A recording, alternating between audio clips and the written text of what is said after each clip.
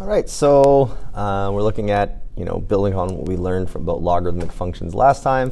No surprise by looking at the title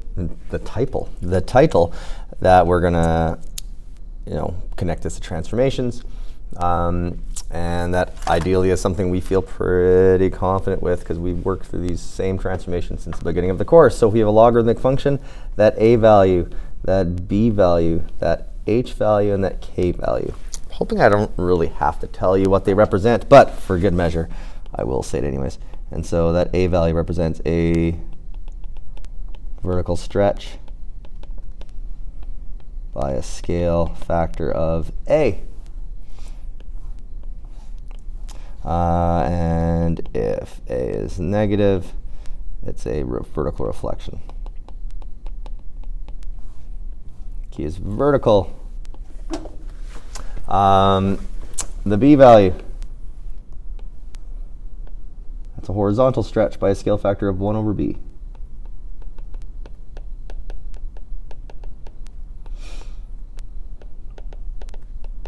And I guess if I want to be really picky, I should put absolute value around this and the a value over here, because the scale factor is generally considered to be positive. But if b is negative, it's a reflection, but a horizontal reflection. And again, I'm saying this so quickly because I'm kind of bored of talking about this. Let's look right here. The h value is a horizontal translation.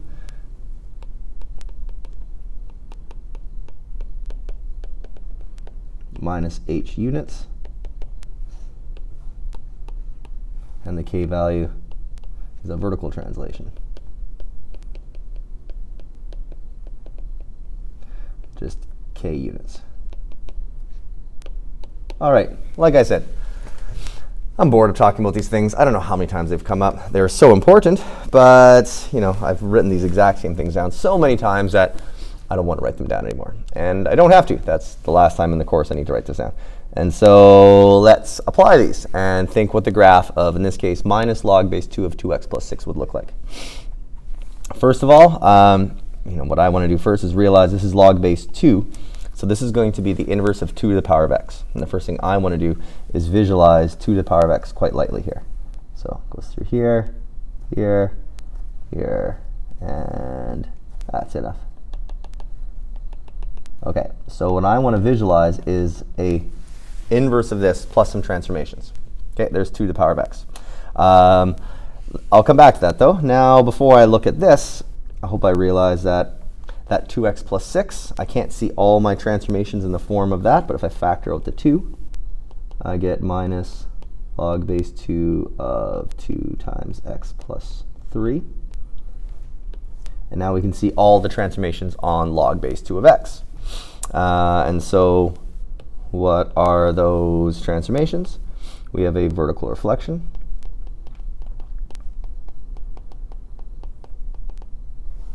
We have a horizontal compression by a scale factor of 1/2. Well, that's a weird looking 2. And we have a translation 3 to the left.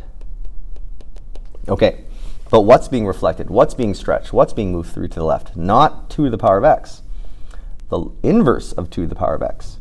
So even before I want to do any of this, I want to go back to my 2 to the power of x and find the inverse of it, which is log base 2. And so if I just show these points, this here lightly, this is log base 2 of x.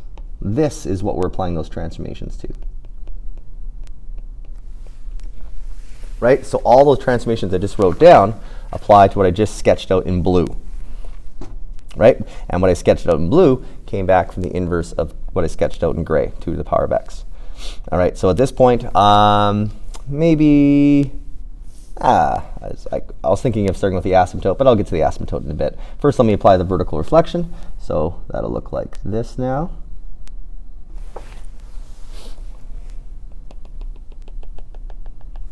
Then I'm going to apply the horizontal stretch.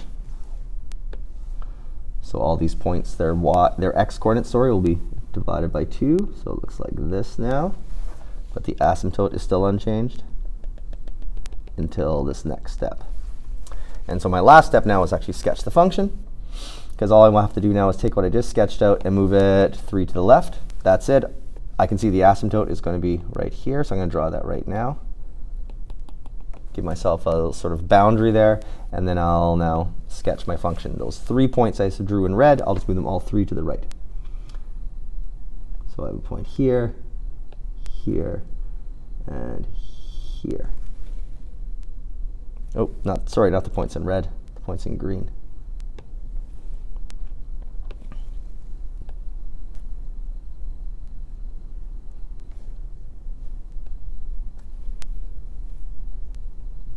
There we go.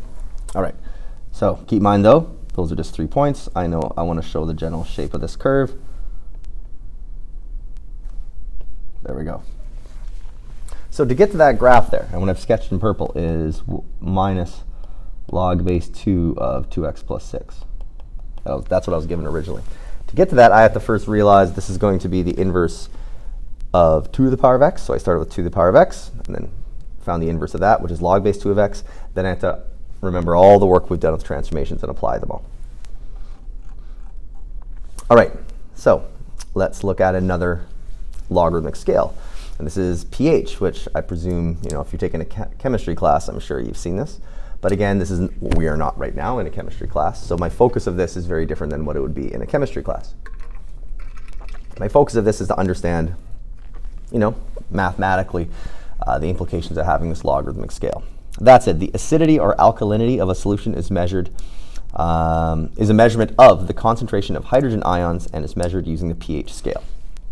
And pH is found by this, minus the log of H plus. And what's H plus?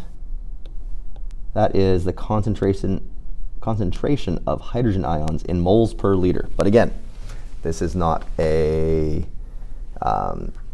chemistry class, and I think I spelled moles wrong there. Anyways, and so I don't even care if I spelled moles wrong, because this is not a chemistry class, and so the actual concentration of hydrogen ions in moles per liter, that again won't really matter. Like we saw with the Richter scale, the amplitude compared to A naught, those individual values didn't really matter. That's it. Let's first sketch pH as a function of H plus. As a function of the concentration of hydrogen ions. So I can see that this is a logarithmic function with a negative in the front. And so let's think of what this would look like. Let me set up my scales. Now, actually, I've drawn too much because my x-axis is the concentration of hydrogen ions. So I can't have negative hydrogen ions, but I can have a negative pH. So on my x-axis, this is H plus in moles per liter, and my y-axis is pH. That said, the only transformation compared to a really basic logarithmic function is this minus in the front, and so I know this function is going to have an x-intercept at 1. But if it was just log of H plus, if it was just log base 10, this function would behave something like this, because we saw last day that all logarithmic functions, if the base is greater than 1, behave something like that. But I now got to imagine that being reflected vertically. So this is going to look something like this.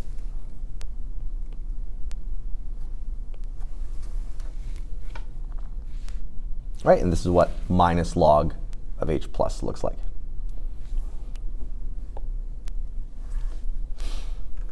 That said, what I care more about is how to use it and the implication of how a different pH compares to one another. All right, and what I have here is a very similar question to the earthquake question from last day. This time comparing the pH of cola compared to orange juice. Now cola has a pH of 2.5 and orange juice has a pH of 3.8. Now water is a pH of 7. And generally anything less than 7 is considered to be acidic, anything more than 7 is alkaline. So pH is more acidic than orange juice. They both have acids in them. Orange juice has naturally occurring citric acid. Cola has artificially added phosphoric acid. It's like to think about the person who first invented that recipe and how they decided, let's add some phosphoric acid to this. Anyhow, cola is actually quite acidic. That's it. How many times more acidic is cola than orange juice? And so first let me just remind us what the pH formula is, and pH is minus the log of the number of hydrogen ions. But again, I'm not really going to care about that exact number. I'm going to care about how these compare. So let's look at cola first. So cola has a pH of 2.5, so I know the pH equals minus the log. And here I'm just going to put a C, and that's going to stand for the concentration of hydrogen ions in moles per liter, whatever that means, just for cola. All right, and then for the juice, orange juice. So we know the pH of this is 3.8. I'll put a J here, and that's going to represent for the juice.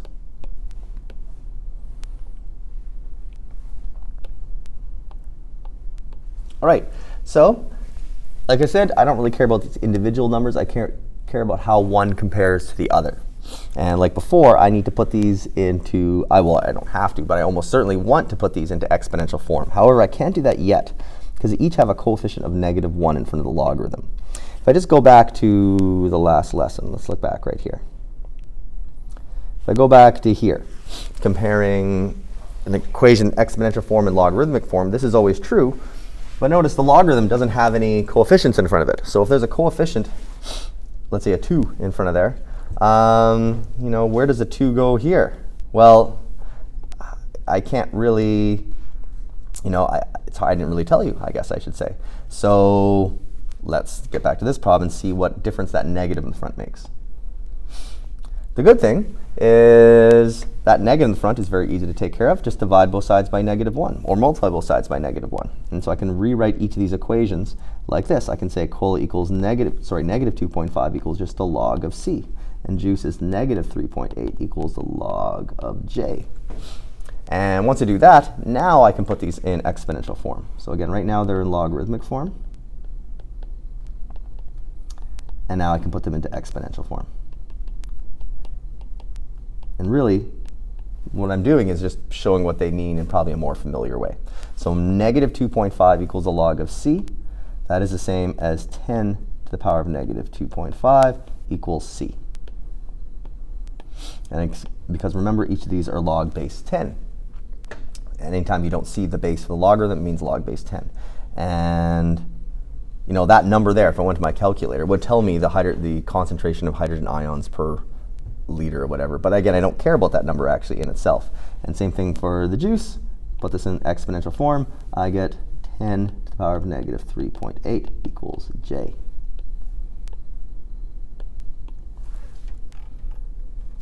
And so now again, I want to compare this to this.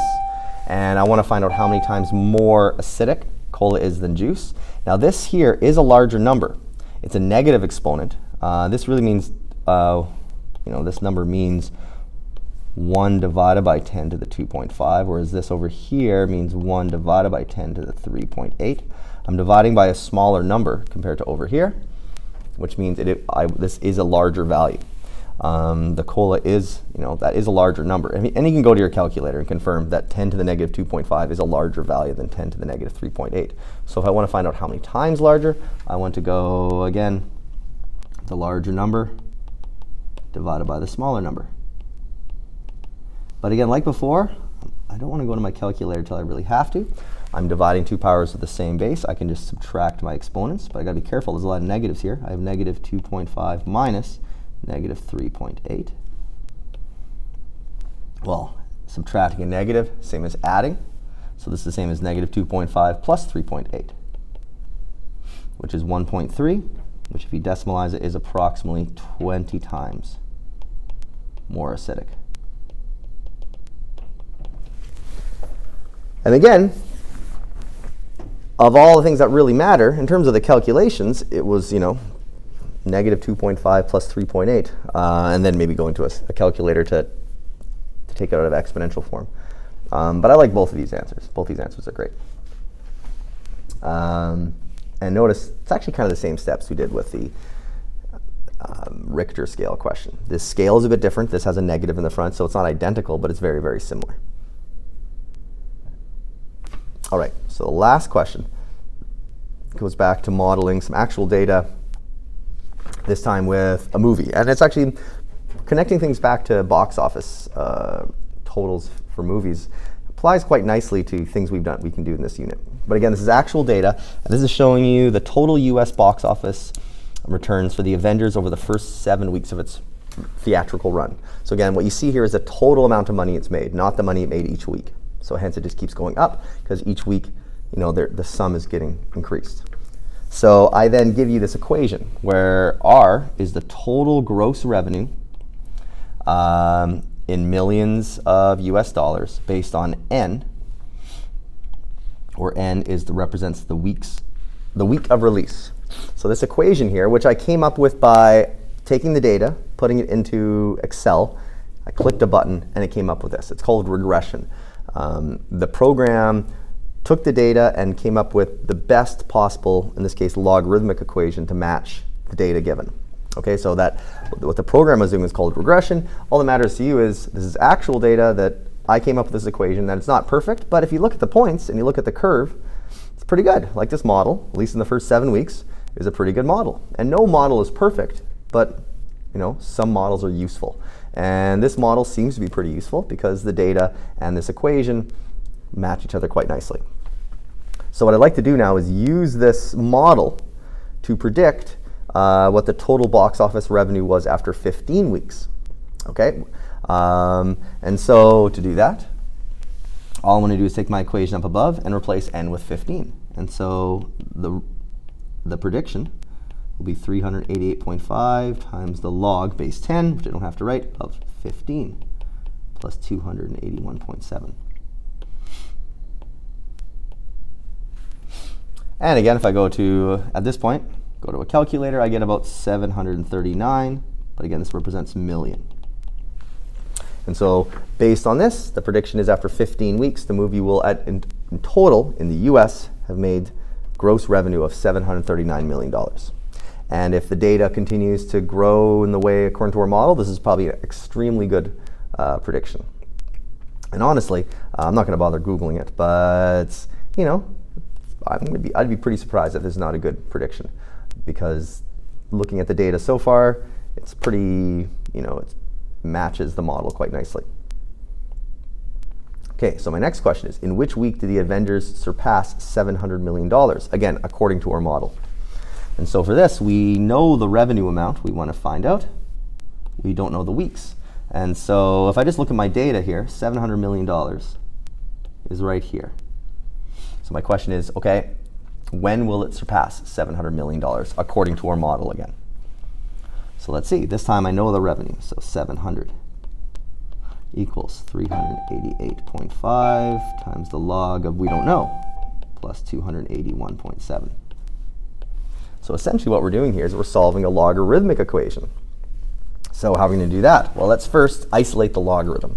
So let's subtract 281.7 from both sides.